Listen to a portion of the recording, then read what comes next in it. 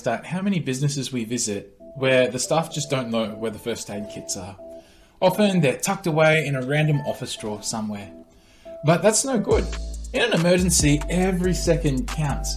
So if you're wandering around looking for a first aid kit in an emergency, that could be the difference between life and death for someone.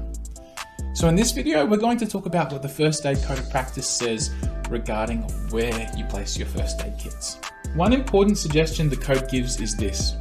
It says first aid equipment and facilities should be located at convenient points and in areas where there is a higher risk of an injury or illness occurring. Now, how might you apply that? Well, imagine this scenario.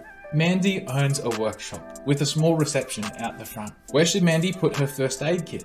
While she may be tempted to put it in the reception area, don't you think it would be much better suited to be in the workshop area where the bulk of injuries and illnesses are going to happen?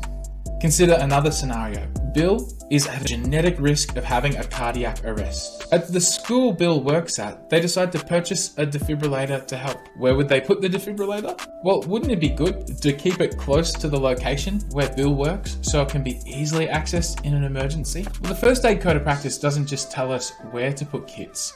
It also gives advice on how many different kits we may need. Something important to consider is the size of the workplace. The code says, large workplaces may require first aid to be available at more than just one location. What are some examples of this? Imagine you work in an office building with multiple levels. To travel between office levels to get a first aid kit takes time that you may not have. So it'd be worth it to have a kit on every floor. Imagine you work in a business with multiple buildings on the premises. It'd be worthwhile to have a first aid kit in each building. In some businesses, people work off-site or are on the road a lot. Now, in a case like that, you need to provide first aid help. So to keep a kit in a vehicle is a great idea. Now, as well as just having kits, first aid kits need to be properly signed. So in the stress of an emergency, they're easily visible. When we come for our free first aid assessments, we can give you good advice on where kits should be, if they're visible or not, and how many kits you actually need. So just to recap, what have we learned in this video? Well, we learned first, put kits in the location where they're going to be most convenient and most needed.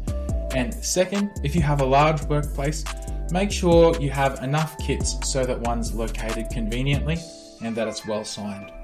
Doing so will help make your workplace safer.